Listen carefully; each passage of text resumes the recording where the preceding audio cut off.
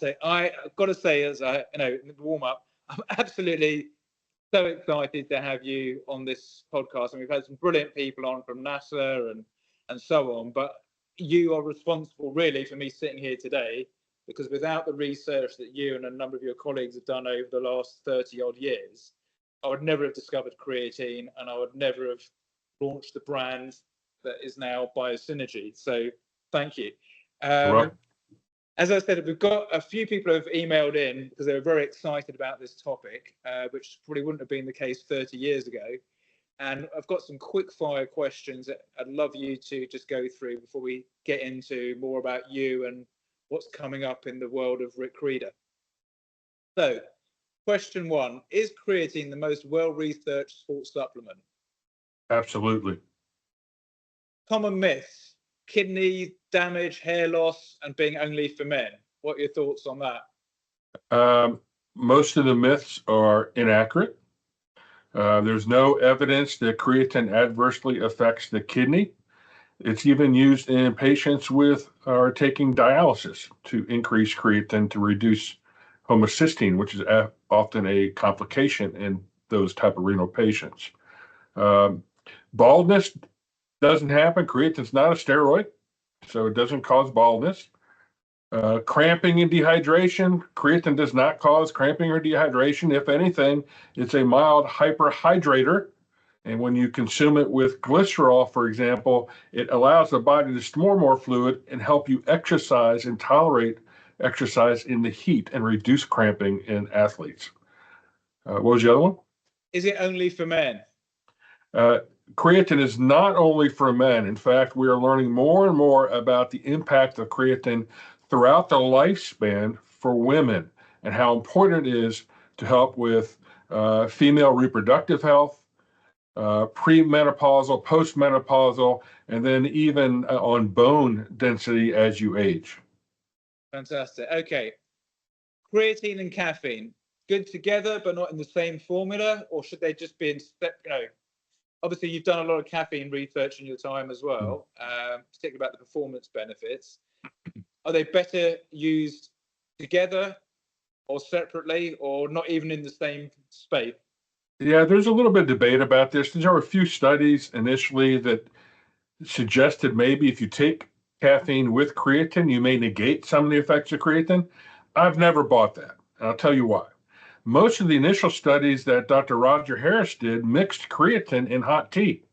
That's how it helped dissolve.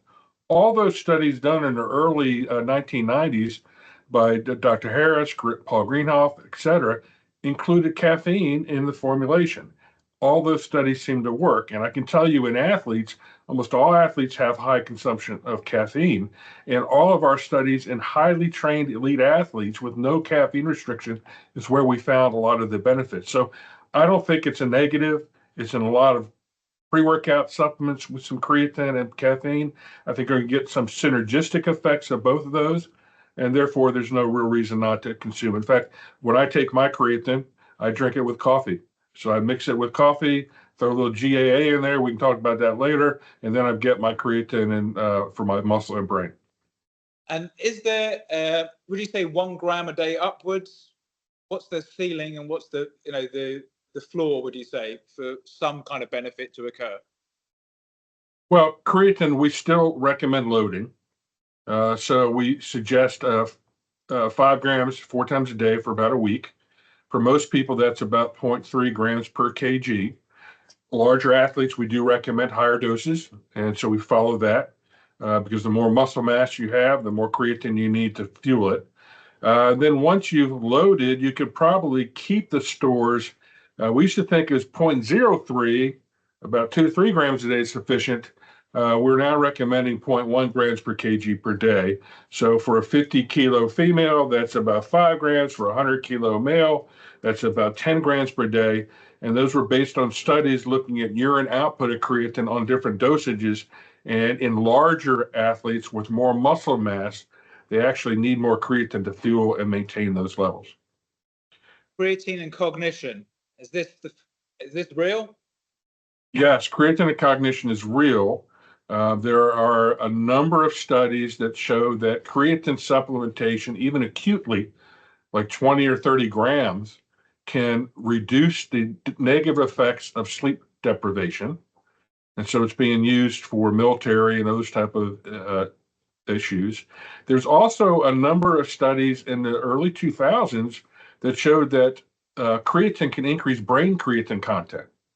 And the brain creatine content is essential for when you're fatigued or have lack of oxygen, like ischemia or stroke, or even brain injury, to provide extra fuel to help manage the lack of oxygen availability. So, how does this affect cognition? When you're thinking, when you're tired, when you're fatigued, you need more energy, and more creatine in the muscle has been shown in a number of studies to improve cognitive function, like executive function, psychomotor reaction, thinking, reasoning. Okay. And so that is a real impact of creatine. We think it takes more creatine over time to improve and get into the brain. Creatine is absorbed about 20% in the brain. It's almost all absorbed in the muscle, but it's only about 20% gets across the blood-brain barrier. So this is why we're recommending 10 grams per day of creatine continuously for the cognitive benefits. And we just presented and did studies in both younger and older individuals and show that cognitive function can be markedly improved if you have creatine in your diet versus placebo. Fantastic. Best form of creatine, would you say gummies, capsules, powder, and other? Well, the most important thing is you get pure creatine monohydrate, and that's from the German source of creatine. Now, whether it's powder is the easiest thing to do because you know it's all going to be in the formulation. There are gummies now, and the problem with some gummies is when you put creatine in fluid or even a gel, over time it tends to break down. So how quickly? If you mix creatine in a fruit juice or some type of sugary drink, normal pH level, it'll take about 3, 4, 5 days, and about 30, 40% of that creatine will convert to creatinine, which is naturally broken down to. So the problem with putting creatine in beverages is this long-term shelf life issue. The same thing happens with gummies.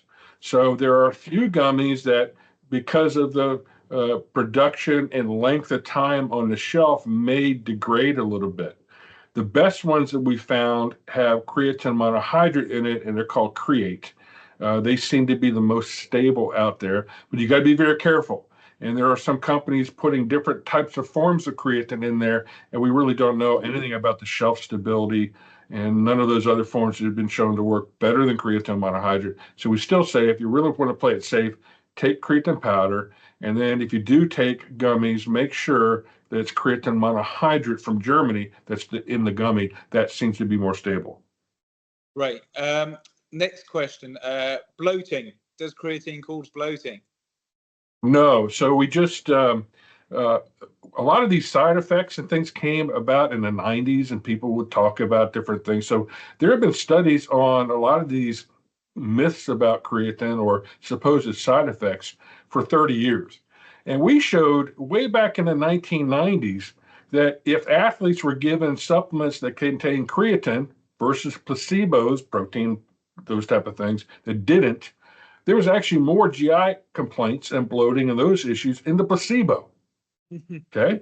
So we now have just published a huge safety paper. We took 685 of the clinical trials, and we looked for every mention of any side effect reported in all the clinical trials, from children all the way to elderly and healthy and clinical populations, with ranges of supplementation up to 20 to 30 grams per day for 8+ more years. Okay.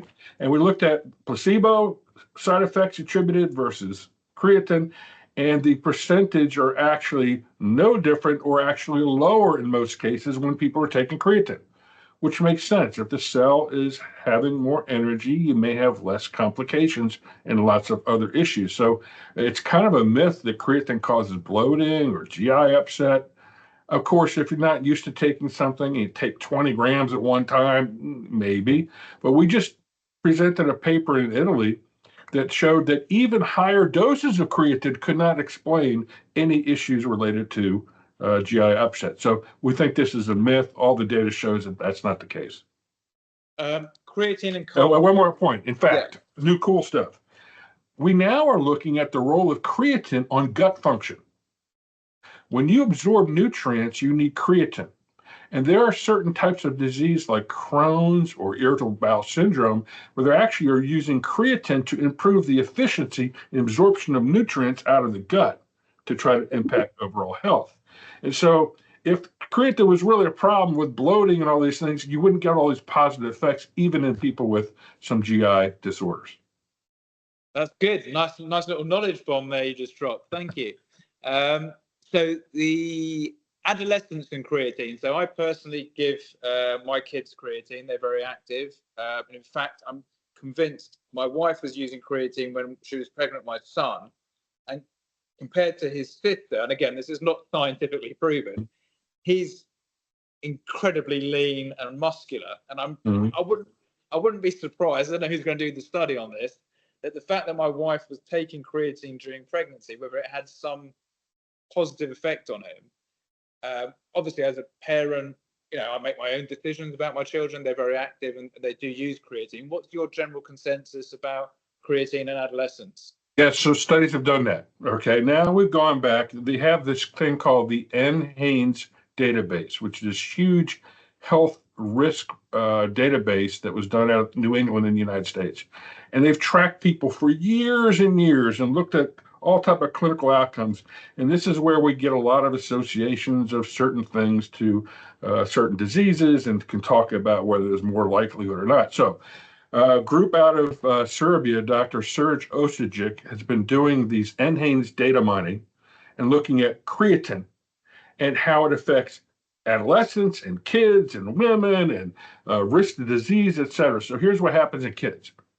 The NHANES database, thousands of people in this database, found that kids who have lower dietary intake of creatine, generally less than about 2 grams per day, are shorter, they don't grow as fast, they have less muscle mass, and they have more body fat, okay?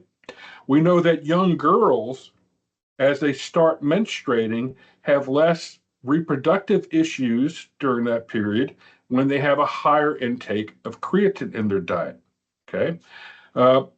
Creatine's extremely important for kids. And one of the studies they did is they looked at the prevalence of children in the diet compared to years ago versus now. And one of the problems we're having is as the world is being become conscious about meat and whether you should go to plant type based foods, et cetera, this has impacted kids so that the dietary availability of creatine is actually dropping in children and adolescents.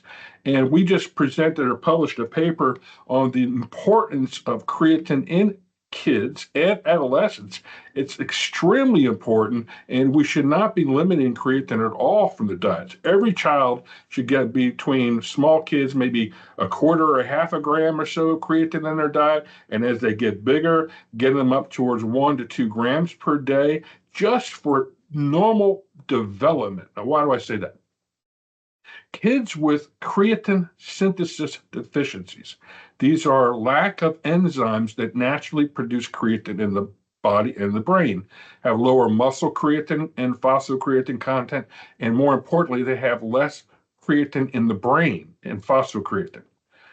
We know those children, if they're not identified early and put on high-dose creatine supplementation throughout their lifespan, have more difficulty developing cognitively and physically. There's even some links of this to autism that's being explored, okay? Wow. So what this means is, you, as a parent, you got to make sure your kids are having meats and fish at least containing high qualities of creatine. And if the children don't want to have it, they need to think about maybe adding a little quarter teaspoon or something like that, just a little touch of creatine in their diet somehow. We are looking, people are looking at whether we need to add creatine as kind of a conditionally essential nutrient to things like baby formula. And this is the whole thing with pregnancy. I know I'm blowing everybody's mind here. No. This is fascinating. Just Go on and on and on, please. So we know that mothers, this is great when you mentioned your wife was taking creatine. We know that mothers, as they're going, particularly during the third trimester, when the baby's really growing a lot, that there's a greater need for creatine, and the baby actually pulls more creatine out of the blood of the mom. So the mom actually needs more creatine in her diet to feed the baby. It's just like you have to eat for two, you have to provide creatine for two. Okay. And so in Australia, Stacey Ellery and their group have been doing studies in pregnant animals as well as humans. Okay. And the first studies in animals showed that when they fed animals with creatine, and they caused asphyxia, which is like blue baby, where your cord wraps around the neck, or there's a difficulty with a natural childbirth in the animals, that their survival rate was like 50% higher when they had creatine versus not. Okay. And so now they're doing a series of studies where they're having moms provide, maybe 3 to 5 grams of creatine during the third trimester, and then looking at children and providing creatine in the formulas, in the breast milk especially. Moms keep on having more creatine, gets to the baby in the breast milk, and then maybe even in formulas through the first 4 or 5 years in particular, as a child's really growing. We think this has an impact on cognitive development and neural development in particular. It's almost like folate. Folate in pregnancy helps reduce neural related impairment and problems. It maybe you need a little creatine also to prevent that, and creatine may be the next folate. So we're really fascinated with that. My own daughter-in-law was pregnant with her first child, and knowing about creatine, said, "Yeah, why don't you take about 3 to 5 grams a day during the third trimester?" She did, and she had a difficult birth, and it took a long time, and they were concerned about the baby coming out with lack of oxygen in the brain during the childbirth can cause some issues. And the doctors were blown away at how strong, how cognitively focused, and how ahead of the schedule he is on maturation. Now, that's N of 1, just like you. But there seems to be good data suggesting that it's at least important for women to make sure they have a good dietary availability of creatine during that third trimester and during breastfeeding to maintain and provide some creatine to the baby and child as they develop.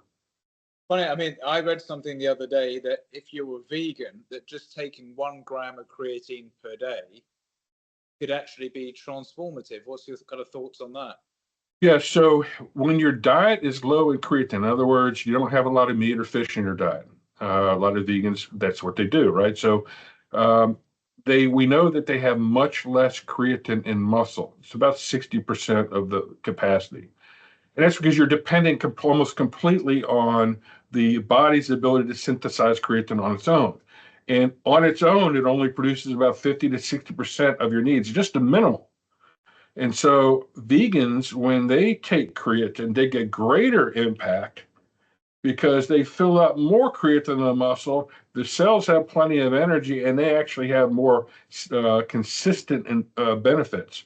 So it's important for people who are vegans in particular to take creatine if they're not getting it in their diet. And in at least 2 grams, we recommend for everybody a diet of at least 2 to 3 grams per day. When you look at all the NHANES database, it looks like anything over 1 to 2 grams is what's needed for health. And so if you're not getting the average intake on most people in those studies is about 0.5, 0.6 grams per day. And so everybody needs it. So let me go more with the NHANES. The NHANES database show, for example, that as you age, if you have less creatine in your diet, you have more neurofilament damage in your brain. So people who have higher creatine have less damage. They also did studies where people had lower creatine content versus higher creatine content. The people with higher creatine in their diet do better on cognitive function tests. These are large database cognitive function. People seem to have benefit. And it's generally about 1 to 2 grams is the minimum dose that you have to have daily. There's even a study on mortality now that you have less mortality if you have higher dietary creatine content. And there's a bunch of those type of things that have come out. Less liver problems, less kidney issues. We're looking now at cancer. I can't say that yet, but there's some positive effects of creatine in some type of cancers. And so there's a lot of really cool long-term epidemiological data that's supporting the actual studies that are being done on the short term. And so it's very exciting about how creatine's affecting health. Amazing. I've got this isn't a question from the audience, as it were. This is more of a question from me, anecdotally.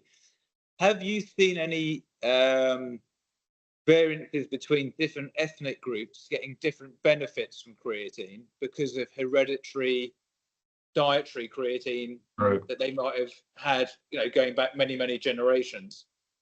I've not seen that specifically. However, there could be some role. For example, we know creatine stored in the muscle, but the type 2 high power type fibers, which use creatine and phosphocreatine mainly for energy sources or high portion of energy source, seem to have better concentration. So if you have some populations that have higher muscle fibers and more anaerobic versus slow twitch, you might see a little bit of effect there, but it can be acutely changed with diet. And so I've not seen any long-term, epidemiological data that certain populations like Eskimo that have very high content of creatine in their diet, native Eskimo, they've been suggested estimated to be 4 or 5 grams per day. I can't say that that's reason why they may have lower risk at this point, but it's interesting. I think down the line they're going to be doing some of those cross-cultural comparisons in diet. Yeah, I'd be interested just because I've observed things which I think would suggest that there is some kind of different benefits to different ethnic groups, but I've never read anything about it. It's just I think it's more if you're genetically predisposed to respond to resistance training and do high intensity exercise, you're going to see a lot of benefit of creatine. If you aren't, then you're probably going to see the benefits more associated with endurance aspects of creatine, helping with glycogen loading, those type of things. But I have not seen any studies that have broken it down that way and looked at like teens, which are the more endurance athletes, or versus the more high power. Is there any greater change? I haven't seen that. Then I noticed. I mean, obviously you've published studies not just on creatine, but on more recently, I think porcine protein with MREs. So, from your experience, would you say animal protein is superior to plant protein?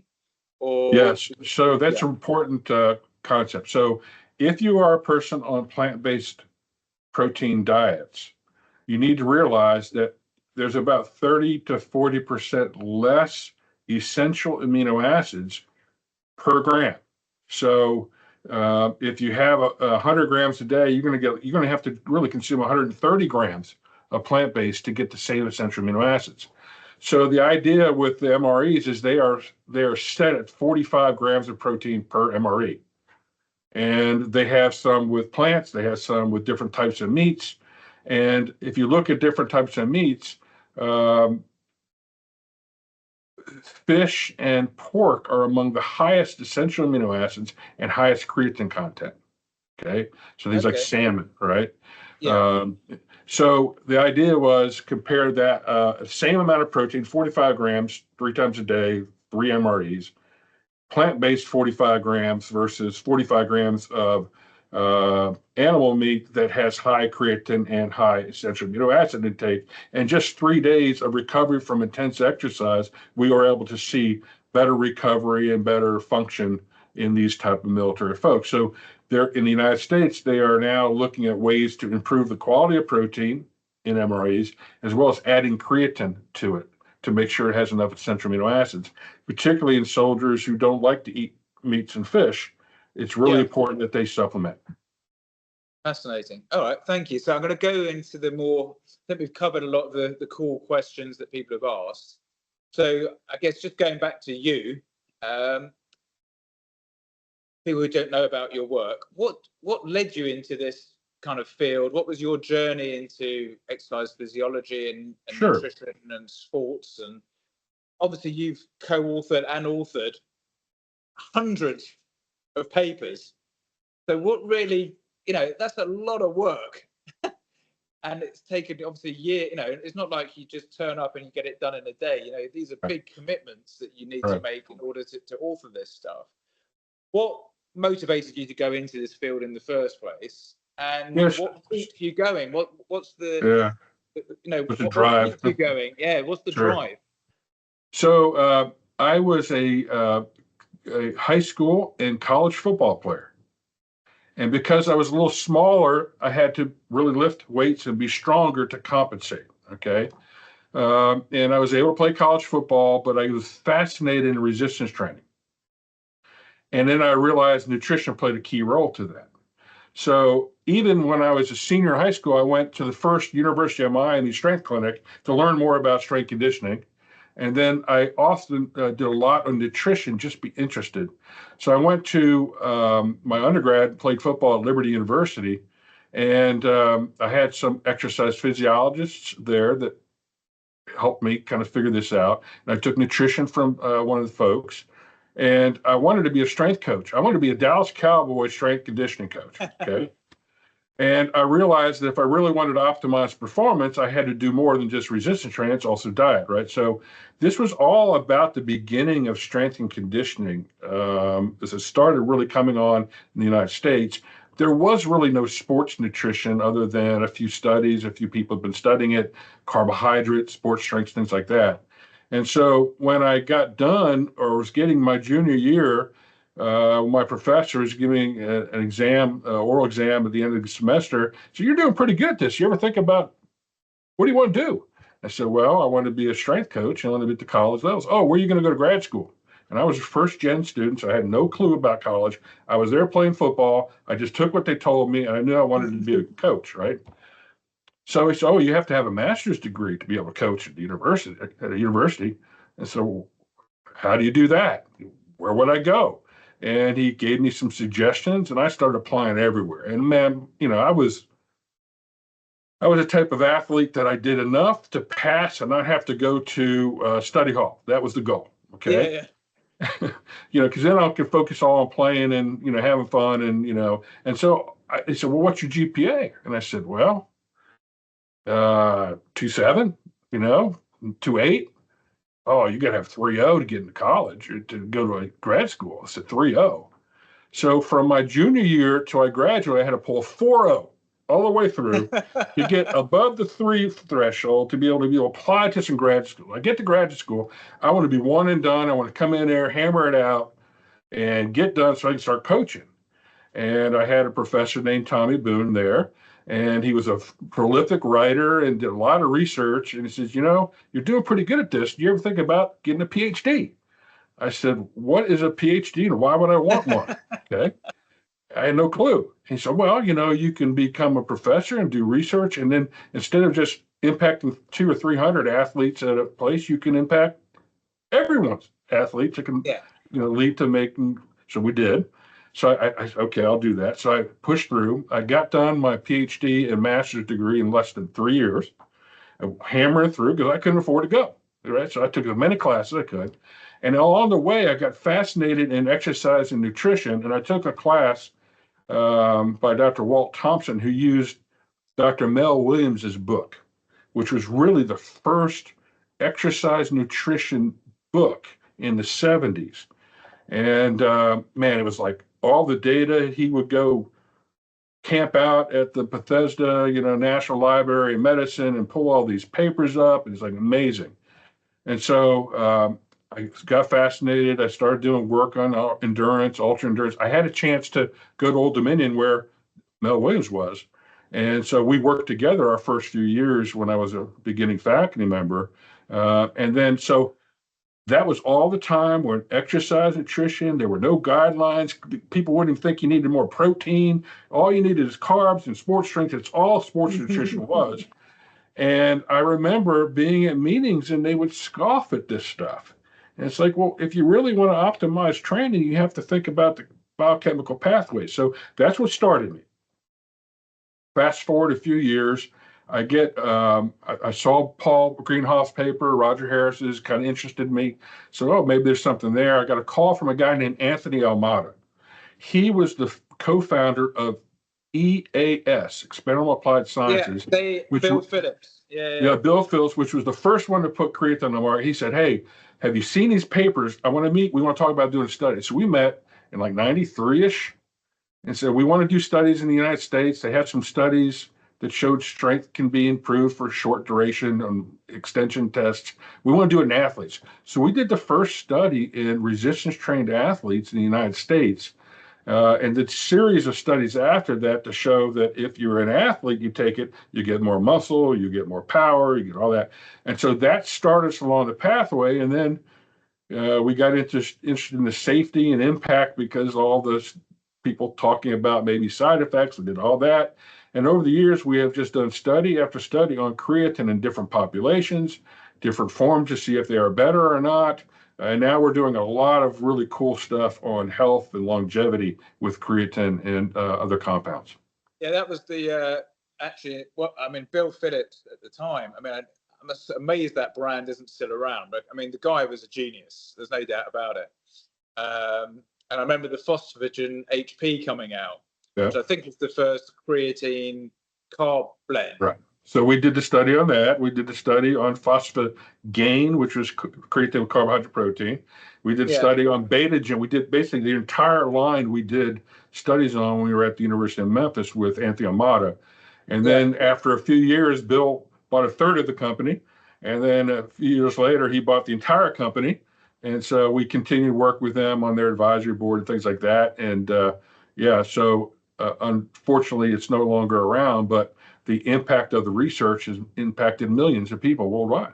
Yeah, so I actually went, based on that research, we launched our second creatine product, I think in 98, which we still do now, called Creatine Boost, which was creatine, glutamine, simple and complex carbs, and electrolytes. And it's still one of our best sellers now. And if it hadn't been for your research and probably the guys at EAS doing the original phosphagen HP, I would never have done that. And so thank you again. Yeah. Well, that's why we do the studies. We want to help athletes. And then, if it can inform companies to produce scientifically based products that work for people, then that's important. So on that, creatine protein performance, obviously, you're one of the world's most cited researchers on these topics. What do you wish every athlete or elite or recreational person knew about creatine that they don't? What's the one thing that you think, why doesn't everybody know this, for God's sake? Right. Great question. It's kind of changed over the years. I think the most important thing is to realize creatine's for everybody throughout the lifespan. Yeah. And that's why we're doing so much effort now with creatineforhealth.com to help inform people about all these benefits that creatine's been shown to help with different populations, healthy in various disease states. And so that's what I would say. It's not just for when you're training for a competition. It's something that's important throughout your lifespan. It's probably more important the older you get. Yeah, I'm upping mine now. I mean, I've been taking it since I launched it. So I'm like a 30-odd year guinea pig. And I'm now taking it in different formats. I'm taking it throughout the day. And, I haven't and I'm still getting stronger, actually. So thank you again. The other thing was, high quality protein is really important as well as creatine. And that's something that we pride ourselves on. How important do you think protein timing is, and the type of effect that training adaptations have on that? We still recommend in our book, Essentials for Exercise Sport Nutrition, that the best time, once you've loaded creatine, the best time to take creatine is after exercise with carbohydrate and high quality protein. Why? When you're trying to recover, you want to stimulate protein synthesis after a big workout. So you need your essential amino acids, whey protein or something. You want to get your carbs replenished for glycogen replenishment. And we know that creatine uptake is influenced by glucose transport, sodium transport, and insulin. And so the best time to do that is right after exercise to make sure. So that was the thought behind that phosphagen formulation way back. And I can tell you, the results we saw with that are far beyond what has been published. What I mean, our published studies are a week, a month, 2 months, maybe 12 weeks. We have had athletes where they needed to go from one position to the next position. They need to put 20, 30, 40 pounds on, right? And instead of just feeding them a lot of calories and lifting, we use creatine, 3 shakes a day with 8 grams of creatine, like 25 grams a day. And we kept them on that until we got them as big as strong. And we have DEXA data on athletes that, for example, a 7-foot basketball player gains 48 pounds of muscle, or 48 pounds a year, and 45 pounds of its muscle. Jeez. We have all pro offensive linemen who were tight ends. Tight ends playing at about 240, 260, but need to be 300 for NFL and keep their speed. And we worked on getting them up over a year or two up to 300, 305, 310, and they end up getting drafted. They end up all pros in the NFL. So there's lots of those case studies. I actually want to do that, bring back all these and look at this, because we do our short studies. We do a little bit of resistance training. It's not really what we do with athletes all the time.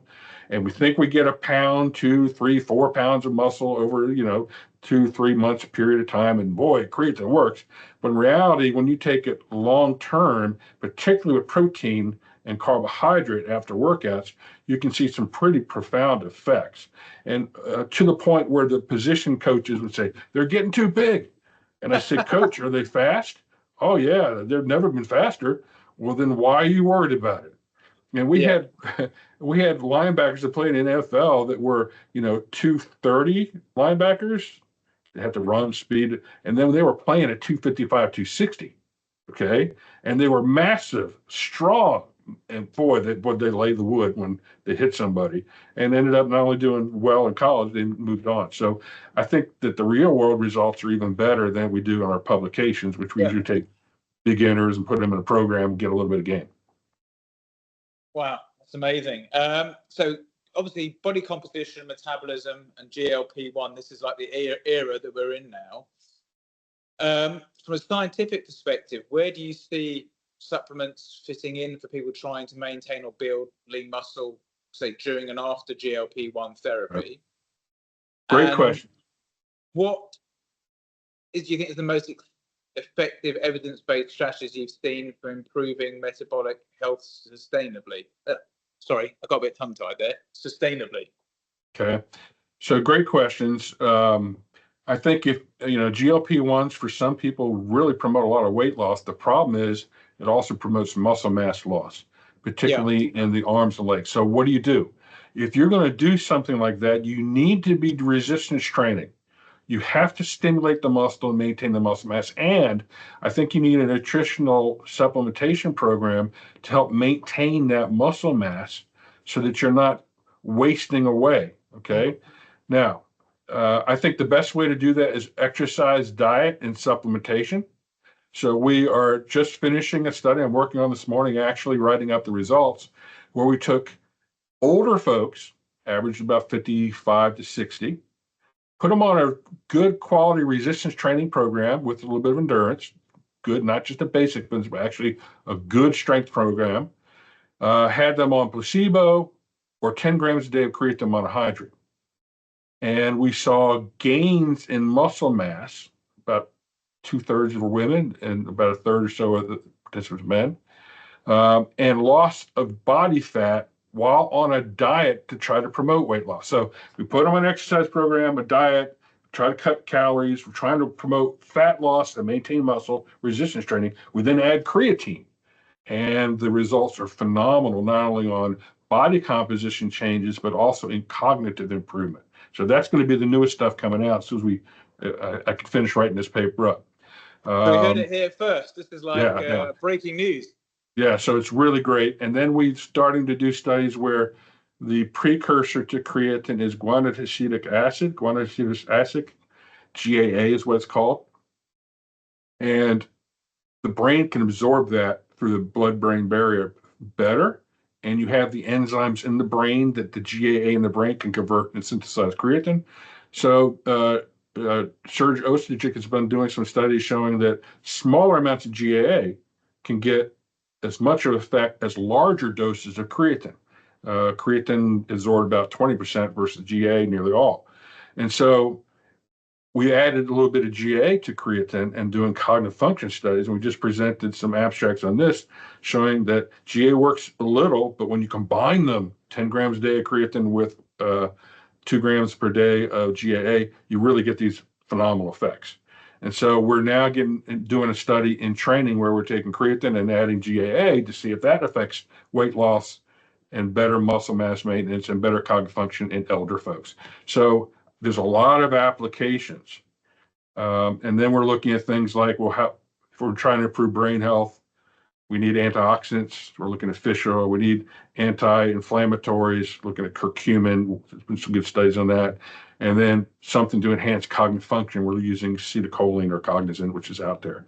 And so we're going to be adding that to creatine and GAA with and without training to see if we can get this kind of cocktail to help delay the cognitive decline as we age and help improve body composition, fitness, and strength as you age.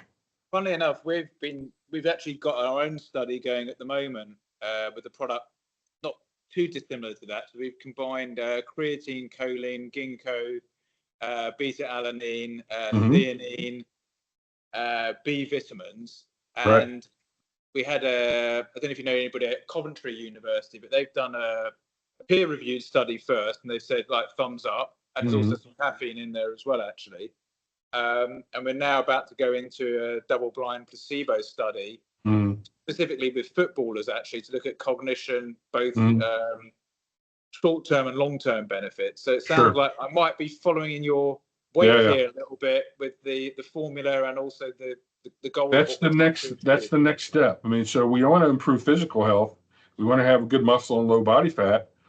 However, we also have to think as we age, we've got to keep cognitive function. So if you look at the impact of mild cognitive impairment as you age, it's devastating.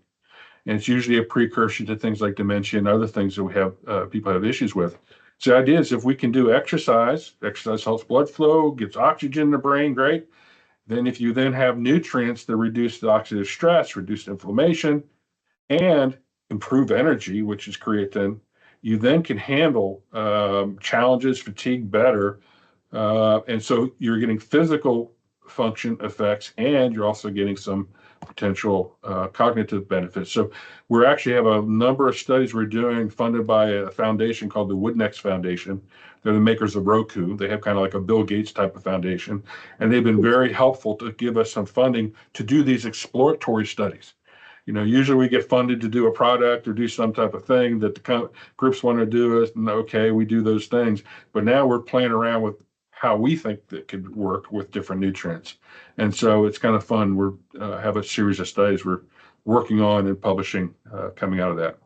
So on that note, I mean, what do you think is going to be the next big thing? And what do you think's been really underrated? For me, I think HMB is probably one of the most underrated sports supplements. And again, I think it was based some on your research and some on Droops that got us to launch an HMB product. And I feel that's one that hasn't really. Do you think it's going to be a bit like creatine and it's going to come into its own like creatine's done in the last few years? Or do you think there's something else waiting in the wings? Well, I think HMB in particular in wasting populations or people on GLP-1s. Okay, there's another thing we want to do. Whey protein, HMB, creatine in people on GLP-1s with resistance training to help maintain and prevent the loss of muscle mass. We already know HMB with essential amino acids in patient populations markedly reduces the muscle wasting and improves outcomes from surgery, including 90-day survival rate. Okay. The question is, what type of conditions are in this negative energy balance? And the GLP-1s is the perfect example of that. And so I think that the best formulation for that, I ought to patent this, but the best formulation would be, resistance training to help stimulate the muscle, whey protein, HMB, and creatine in particular could help with keeping that muscle mass better while you're losing fat. So the goal is to lose the fat, not the muscle, right? Yeah. And so that's what we're trying to do with exercise and creatine and other things. HMB, I want to add, because I think that most of the studies on HMB thought it would be a builder. It's not, it's more anti-catabolic. Yeah. And so athletes break down, build, break down. So over time, when you do intense training, you might get some benefit. But I think when there's energy drain or energy deficit is where HMB plays a greater role. And that's what's happening when you get into, you know, surgical interventions for weight loss, lose a lot of muscle mass. GLP-1s, you lose a lot of weight, but it's a lot of muscle too. So those in particular may be nutritional strategies to offset some of those. You like losing the fat, but you don't want to lose the muscle. Yeah, funny enough, we did a study in 1999 with a hospital which looked at a patient. It was a very small study, and I don't know, it wouldn't meet your criteria, probably, I don't think. I'm happy to share it with you. I got it faxed to me. I'd have to dig out a fax copy of it. That basically looked at that. There's somebody who'd undergone surgery, and they were supplementing with the HMB beforehand to see how much muscle mass they lost as a result of the immobility. And basically, I think the conclusion was that they lost less muscle as a result of that supplementation than they would have done had they not supplemented with the HMB at the time. So our colleague across the hall is Dr. Mick Dutz, and he's the editor-in-chief of clinical nutrition, but he also has done a lot of those HMB studies in clinical population. I'm talking 800 people on placebo, 800 people on HMB with essential amino acids. And there's now products that add HMB to the kind of liquid protein type of drink. And they showed remarkable maintenance and prevention of muscle wasting. And this affected quality of life, strength, and even survival of surgical interventions that people have to go in the hospital, stay bedridden for a week, 2 weeks, 3 weeks to lose a lot of muscle mass. And that in those populations, it seems to be very effective clinically. Now, what athletes are in those conditions? The ones that increase their training volume and don't eat enough. Athletes trying to cut weight and are not getting enough energy compared to energy expenditure. During long seasons, you tend to lose muscle mass in part because you're not getting enough calories. And so those are the population we just haven't studied. The other thing is, once you lose weight, we can effectively lose weight in a lot of programs. It's maintaining that weight loss is the challenge, right? And what typically happens, you lose some muscle and fat, and then it's harder to put that muscle back on. Yeah. So you then have less energy expenditure. You get this yo-yo effect. You add more fat, okay, over and over again. And so if you can intervene after weight loss, I think some of the nutritional strategies that we thought are weight loss interventions may actually be more important after the weight loss to maintain. So, for example, a chromium, the newer forms of chromium, Darren Willoughby did a nice meta-analysis on this and showed that after weight loss, there seems to be a better maintenance of the weight loss on those type of approaches. So was that because it's controlling, the blood sugar level, or is that another? Yeah. We just published a paper last summer where we looked at a very high quality chromium, 400 and 800 micrograms a day, with a couple other supplements, and it showed fat loss, muscle mass. This is during resistance training, so it wasn't by itself, and improved glucose management and insulin sensitivity things. Those type of approaches, since a lot of people have those issues, I think can be kind of personalized nutrition approaches depending on what the individual has going on. Yeah, definitely. I mean, I think personalization is definitely. I'll maybe talk to you about that after this podcast. And then just in terms of evidence-based, you've worked with some amazing brands over the years. We're one of those. Well, I'd like to think we're one of those brands that backs everything by science. How important do you think it is to have that scientific integrity? And how important do you think it is that brands have a responsibility to, not only look at the research, but also to educate the customers rather than just selling to them? Do you think, I think that's huge because unfortunately the dietary supplement industry has been inundated with wild claims about supplements, and it reduces the credibility and it reduces the confidence the consumer has. So we actually in our book talk about, well, how do you know something works? Well, look at the data. If they've got good scientific data behind it in the population that you're looking to use it in or take, then you have some confidence that, hey, it seems to work, at least on average. So I think companies who invest in original research, as well as base their claims very strongly on quality science, and are innovative, are the ones to support. Because the ones that are just borrowing science and putting stuff out there, generally they're not as high quality and they're not as invested in the outcome. And so we always direct people towards the companies that are doing the science based in product and claims on the actual data that's a legitimate quality interpretation. And then minimally, everybody ought to be doing studies to look at safety. Yeah. Because I also end up getting involved in some lawsuits as an expert, and they say, well, is there safety to this? And I say, well, individual, yes. What about when it's all together? I think everybody ought to do some basic safety studies to just show that, hey, if you take it for 8 weeks and a year or whatever you decide it needs to be done, just have some safety data to then, if there is ever a question, say, well, not only we depend on the quality peer-reviewed studies out there that did the ingredients, but we also went the next step to look at our brand and show that it appeared to be safe and didn't have side effects. I think that's the responsible thing for companies to do. Yeah, good. I'm pleased. Well, I didn't have any doubt you would agree with that. So, but it's always nice to hear it. Yeah. Right? So on that, there's obviously been a lot of talk about. And let me add something. It's everybody's worried about price, but it's actually worth more to get a quality product versus just finding the cheapest thing out there.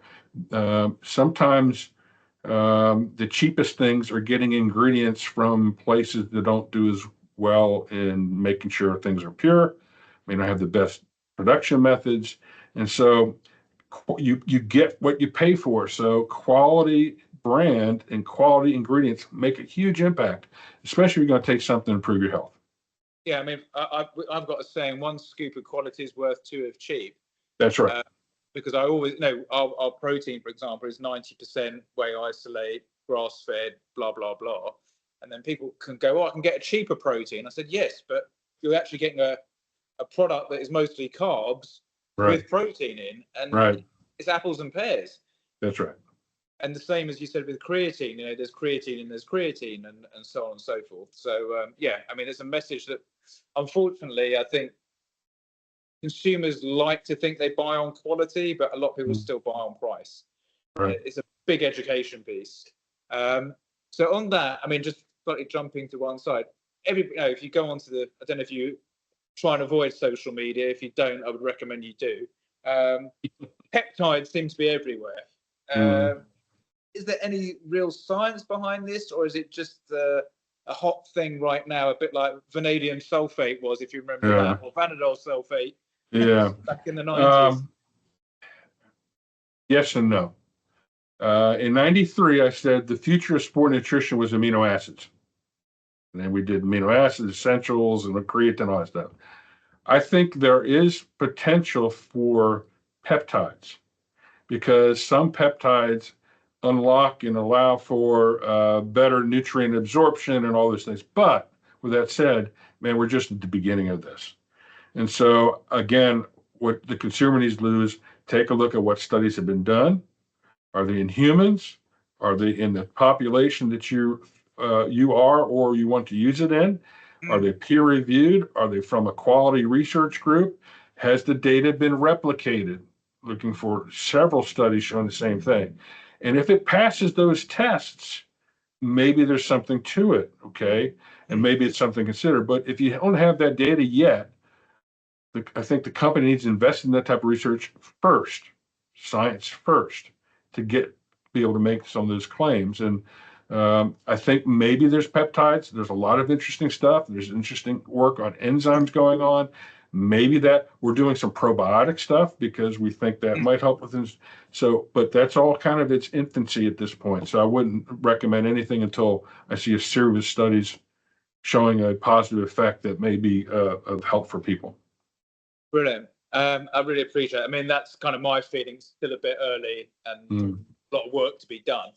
So, and the question is, do you want to spend money on something that's experimental right now, or do you want to go the known true? We know whey proteins and things get the essential amino acid. Now, adding peptides or something? I don't know. We'll see. So obviously, over your career, you obviously worked with a whole range of athletes and folks from all different walks of life, I guess. Is there anything that you think has separated the good from the truly great, either scientifically or behaviorally? And what recovery practices do you consider essential for longevity in training and sport? Mm-hmm. So I think, some athletes can not have to train a lot, not have to eat well. But I tell my sport nutrition guys, if I have athletes of similar genetic capabilities and I train them well and I have them well fed and I use supplements we know that can work, I will beat you 9 times out of 10. No problem. Okay. Now you'll get a freak that can do things and don't have to do much, right? But on most teams, the better fed, the better trained, in the second half of a soccer match, the second half of a football game, toward the end of a basketball game, that's where fatigue hits. And when you're fatigued, you don't think well. This is why even pre-workouts can be helpful for athletes. Because if I can focus at the end of the game and not make mistakes, I usually will not lose that game. But if I make mistakes, I do. So I think the habits of the best athletes we've worked with understand the importance of diet, understand the importance of training. They often the pros at least, hire their own chefs to make sure they're eating properly. They're using the best nutrients and supplements that they can that are available. They have personal trainers. Those are the habits for the elite. Now, how do you take that to the average? Well, you can do a lot of those things on your own if you just follow the guidelines. That's why we do so many, position stands with the International Society of Sport Nutrition, our journal, is to help people make informed decisions about what the science is. So if you simply follow some of those basic principles, you're going to really get a lot of benefit out of your training and a diet and nutrition program. And so those are the people that do those things we know are going to be successful. As far as what scientists and stuff, it's perseverance, it's inquisitiveness. It's not just doing studies to do studies. It's thinking, well, I wonder what would happen if, and looking at in my case, I look at the biochemistry. We've been blessed to study a lot of things new, novel. And I don't just do any study. I take a look at what's the biochemistry behind it. Is there any good data behind from a basic standpoint? Can it affect metabolism with exercise or health? And those are the ones we usually pick to do. And if we're the first to the table, that's why we get cited so much, because we're some of the first to do these things, right? And so it's innovation, it's insight. So I think the best scholars out there have a little bit of foresight. So let's go to creatine. Creatine has been around since early 1900s. We knew about it in the body, you excrete it, et cetera. But in the 60s, they came up with the muscle biopsy technique. And this was done at Karolinska Institute with Eric Holtman and Bergstrom. And they had a young postdoc there named Roger Harris. And he learned about how to do all types of assays and looking at energy. And they did all the initial studies. Well, if you do this exercise, you have ATP changes here or there. And then they did glycogen. Well, actually it can load muscle up. And that's where they first got an idea of maybe creatine could affect energy in the muscle. And they did the first study with Kent Solon and a few others in the mid-70s, and it didn't work. 2 people, 2 swimmers, didn't work. And so they let it, I guess nothing's to this. And years later, Dr. Harris was working at the Equine Center there in England as the director. And they were doing all the studies on beta-alanine, right? Because the carnosine and the muscle and horses and all this stuff. And he got the idea, well, a company sent the wrong supplement. They sent creatine rather than the beta-alanine that they wanted, and sat on the shelf. And he started thinking, well, I wonder if I think there's got to be something to that. So he tried to give it to Sammy the horse. We talk about this in one of our papers. And he couldn't get it to work with the syringe. It didn't mix. It was too gloggy. They gave up.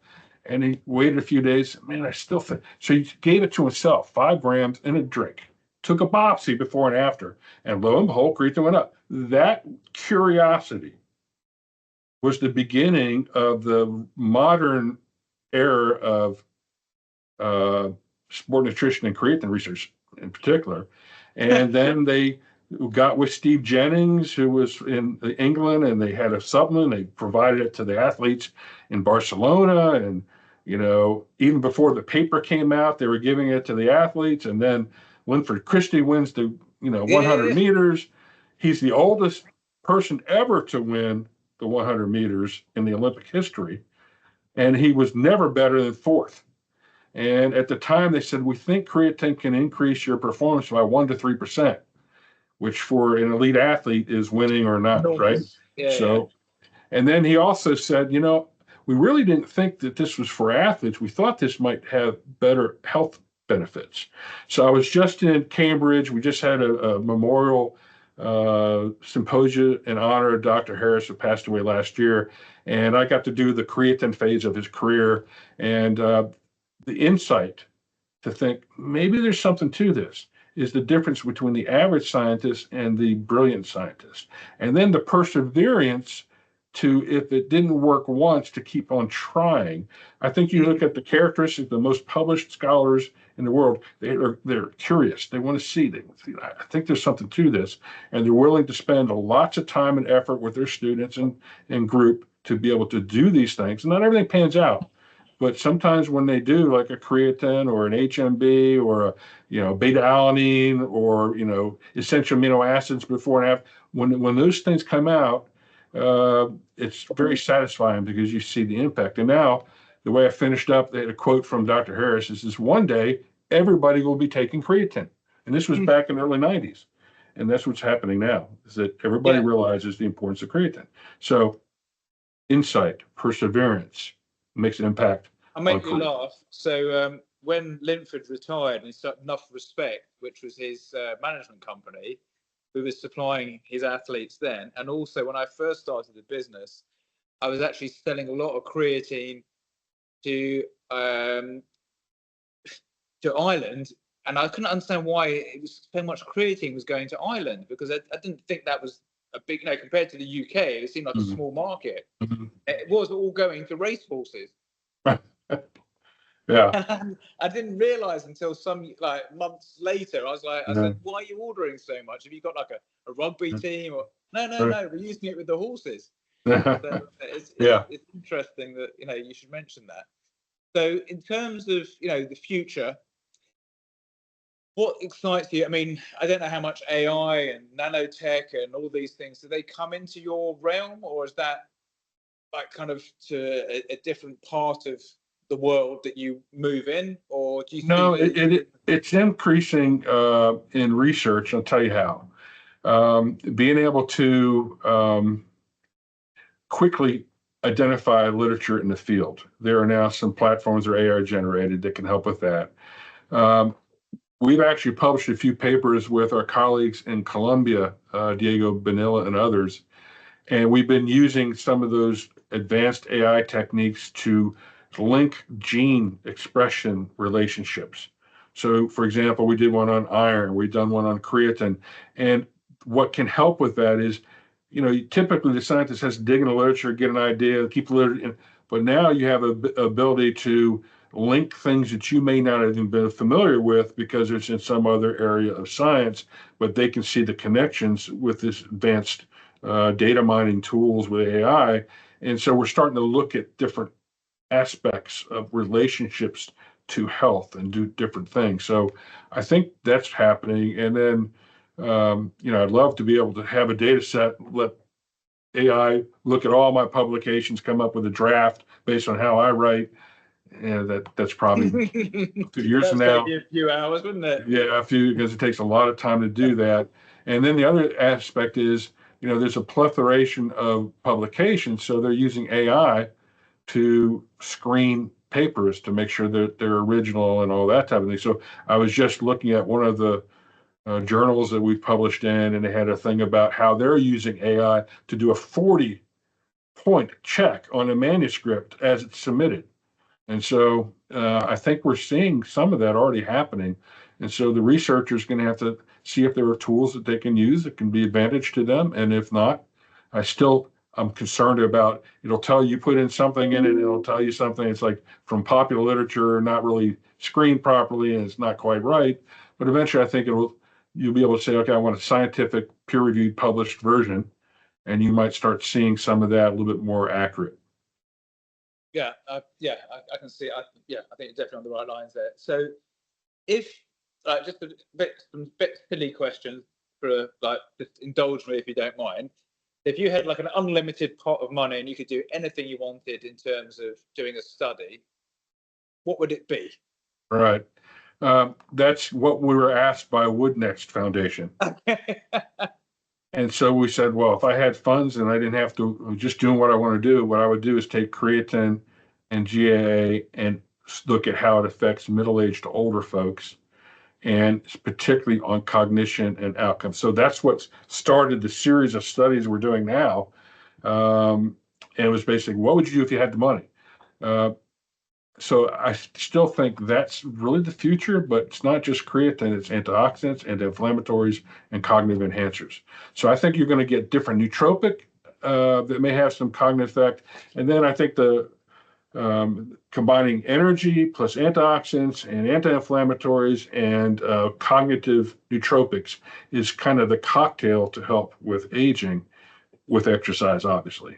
However, we are doing a study just finishing up that I'm writing up. It had half the group not exercising and half the group exercising. And then we did creatine 10 grams a day.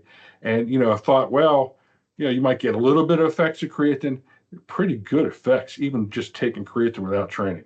Really? And so that's going to come out soon. And that's the type of stuff that we've been doing. If you had the money, what would you do? Because that's a very exploratory type of stuff. It's like, here's where it could really help people. And sometimes companies are focused on, well, let's look at these type of things. And so when we get funded projects, it's not always, hey, here's the money, do what you think can be done. And so what I think more companies should do is invest in the researcher and provide a pot of money for them to explore. Yeah. Because they are on top of new things that may be worthwhile a proof of concept study. And if you provided that source of funds for the scholar, they can do these little projects with their students to see if there's something to it before you invest in a large clinical trial. That's definitely our philosophy. Let the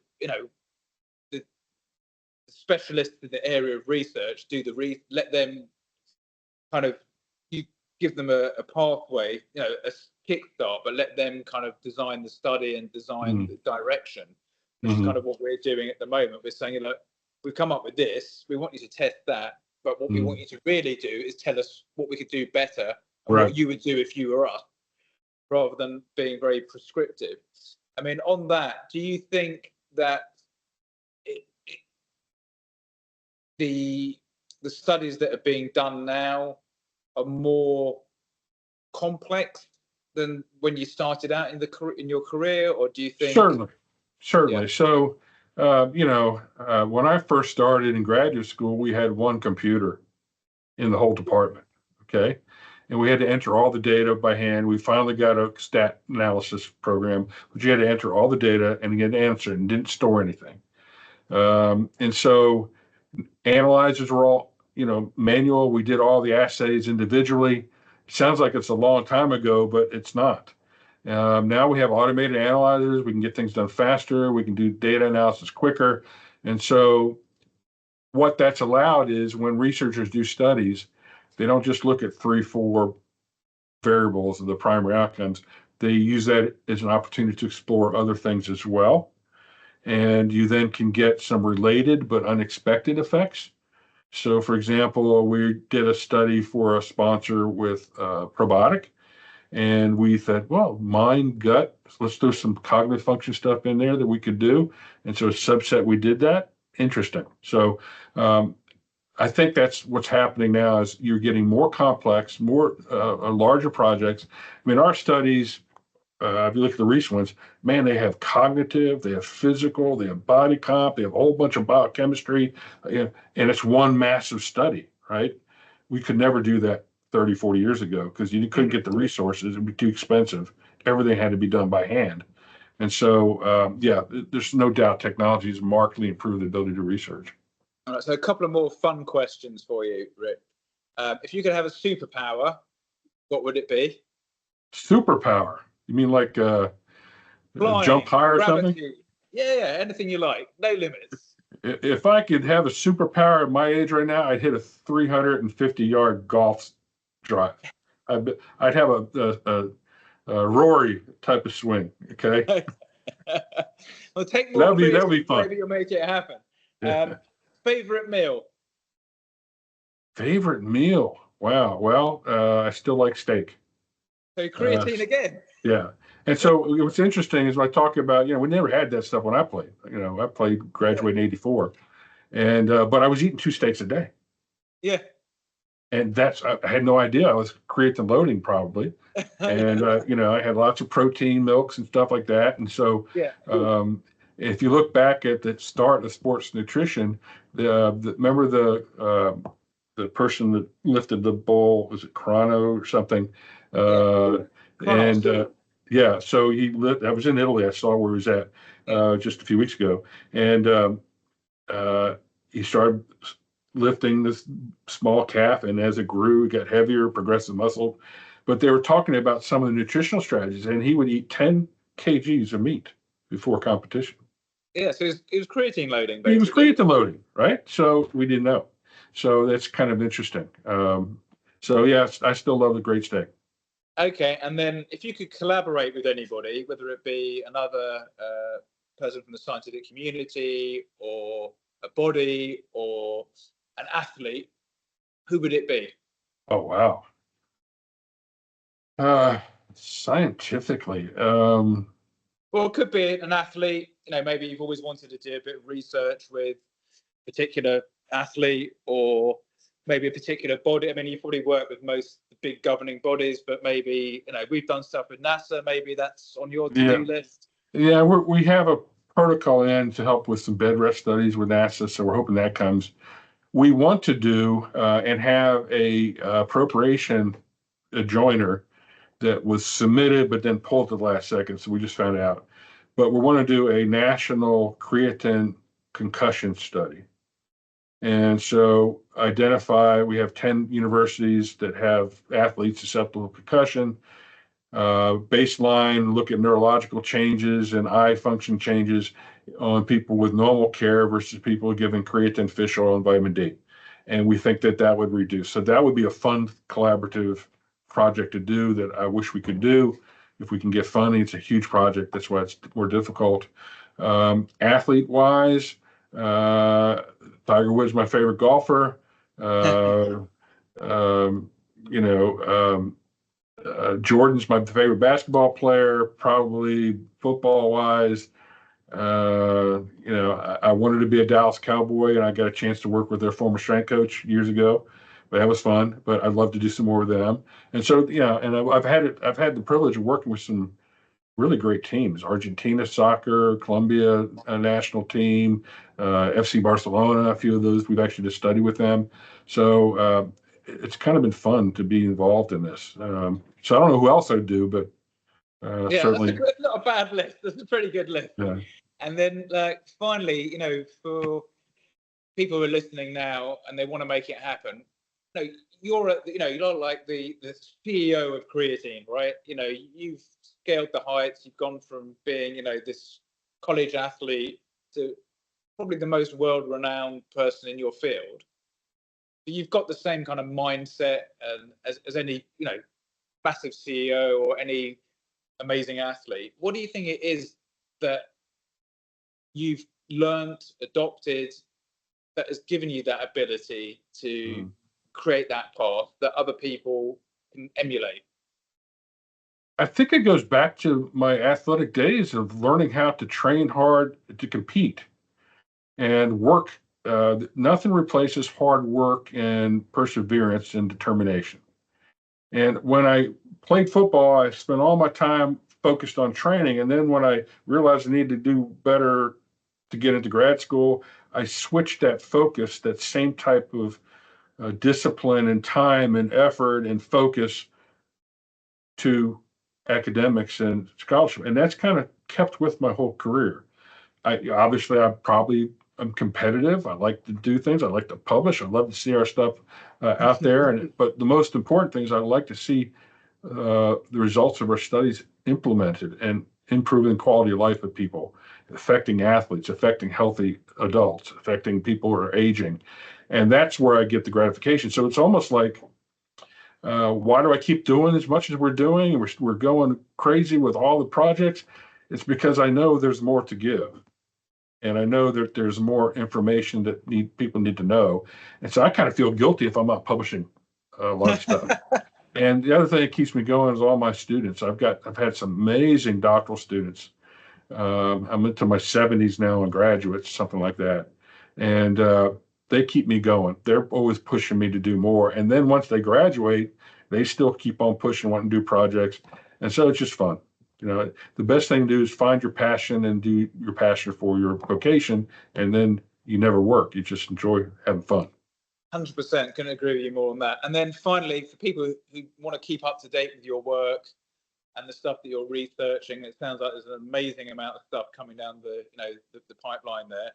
Where's the best place for them to kind of follow and connect with you?